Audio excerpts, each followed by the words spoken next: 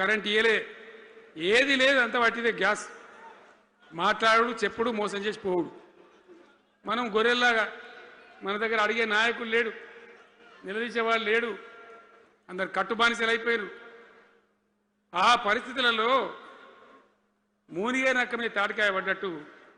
ఆనాడున్న ముఖ్యమంత్రి చంద్రబాబు నాయుడు కరెంటు ఛార్జీలు పెంచాడు భయంకరంగా పెంచాడు తెల్లారి నేను ఒక ఉత్తరం రాసిన నీ కరెంటు ఛార్జీల పెంపుదల వాపసు తీసుకో లేకపోతే ఈ సమైక్య రాష్ట్రంలో మాకు న్యాయం జరగదని నేను ఉద్యమానికి పోవాల్సి వస్తుంది తెలంగాణ కోసం కొట్లాడాల్సి వస్తుందని చెప్పి రాష్ట్రం ఆయన తీసుకోలే కొంతమంది రైతులు పాపం పోరాటానికి వచ్చింది మీరు కొత్త వాళ్ళు చూడకపోవచ్చు కానీ చాలా పాత వాళ్ళకి తెలుసు పోరాటానికి హైదరాబాద్కు వస్తే నిరసన తెలపడానికి పట్టపగలు 11:30 గంటలకు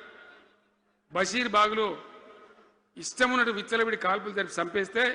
ముగ్గురు రైతులు అక్కడికక్కడనే ప్రాణాలకి చచ్చిపోయారు ఆ తర్వాత నిర్ణయం తీసుకున్నవిగా ఇక లాభం లేదు ఎదురు తిరిగితే కూడా వీళ్ళు కాల్చి చంపుతున్నారు జెండా ఎత్తడం ఒకటే తప్ప మార్గం లేదని చెప్పి ఆనాడు నేను తెలంగాణ ఉద్యమానికి శ్రీకారం చుట్టాను ఎంబడ ఎవడు వచ్చినా సరే రాకున్నా సరే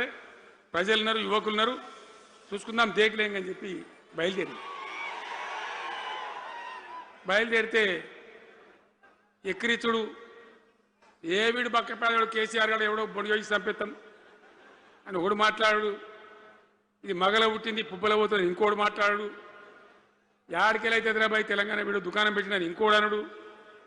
నానా రకాలుగా అవమానపరిచేటువంటి మాటలు మాట్లాడు కానీ మొక్కవం ధైర్యంతో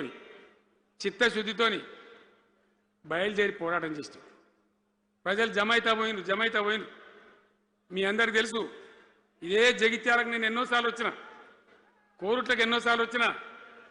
చొప్పదండికి ఎన్నోసార్లు వచ్చినా తిరగని ఊరే లేదు తిరగని మండలాలు లేవు అట్లా పక్షిలాగా మొత్తం తెలంగాణ తిరిగి విశ్వ ప్రయత్నం చేస్తే ఒక పెద్ద ఉద్యమ కెరటం తయారైన తర్వాత మేము కూడా తయారుపై మేము ఇస్తాం తెలంగాణ అని కాంగ్రెస్ పార్టీ మొదలుపెడితే సరే మంచి మాటగా ఎవడైతే ఇస్తే ఇచ్చినా ఎవడైతే కావాలి తెలంగాణ ఎవరితేంది అనే పద్ధతితోని కాంగ్రెస్తో జట్టు కట్టినాం గెలిచినాం అమాంతంగా నేను తెలంగాణ లేవట్టుకపోయి ఢిల్లీలో పెట్టాం రాష్ట్రపతి ప్రసంగంలో వచ్చింది కామన్ మినిమం ప్రోగ్రాంలో వచ్చింది ఒక దశకు వచ్చింది కానీ తర్వాత కాంగ్రెస్ పార్టీ కూడా వెనుకకు పోయి ఎగబెట్టే ప్రయత్నం చేసింది అప్పుడు రోషియా ఆయన ఒక ఆయన ముఖ్యమంత్రి ఉండే ఆ రోషియా 14F అని ఒకటి తీసుకొని వచ్చాడు హైదరాబాద్ సిటీలో మనోళ్ళకి ఇక పోలీసు ఉద్యోగం సెప్రాస్ ఉద్యోగం కూడా దొరకదు అప్పుడు నాకు తిక్కరేగిందిగా నేను బతికుండగానే ఉద్యమం నాటిపోయిన నాయకుడు నేను బతికుండగానే ఇక వీళ్ళు ఇట్లా F-15 E-15 R-15 తెస్తే ఇంకేం మిగులుతుంది సావో రేవో తేల్చుకోవాలని చెప్పి ఆ రోజు నేను శపథం కట్టిన ఉద్యోగ గర్జన చేసి సిద్దిపేటలో కేసీఆర్ సచ్చుడో తెలంగాణ వచ్చుడో ఈ తల్లి ఆంధ్రకానే మంచిగా దేకలేంగని చెప్పి ఆ శపథం చేసి ఆనాడు ఆమరణ నిరాహార దీక్షకు బయలుదేరితే మొత్తం తెలంగాణ అల్లకల్లోలమైంది మీరు కూడా ఎక్కడోన్లు అక్కడ వందల వేల గ్రామాలలో టెంట్లు లొల్లులు పార్లమెంట్లో అల్లకల్లోలం ప్రజలంతా గందరగోళం చేస్తే అప్పుడు ఒక ప్రకటన ఇచ్చింది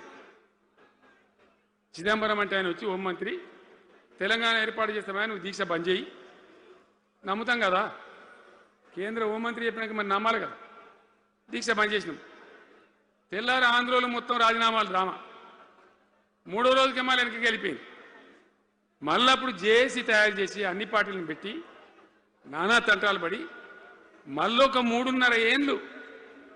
భయంకరంగా కొట్లాడితే మీరందరూ ఎక్కడి వాళ్ళు అక్కడ ఆశీర్వచనం ఇస్తే మీ ప్రేరణతోని మీ స్ఫూర్తితోని చివరికి తెలంగాణ రాష్ట్రం వచ్చింది కదా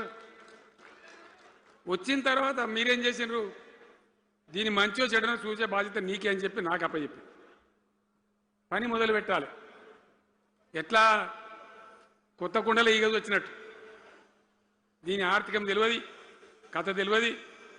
చాలా చాలా కష్టమైనటువంటి క్లిష్టమైన పరిస్థితి అంత అలకటి పని కాదు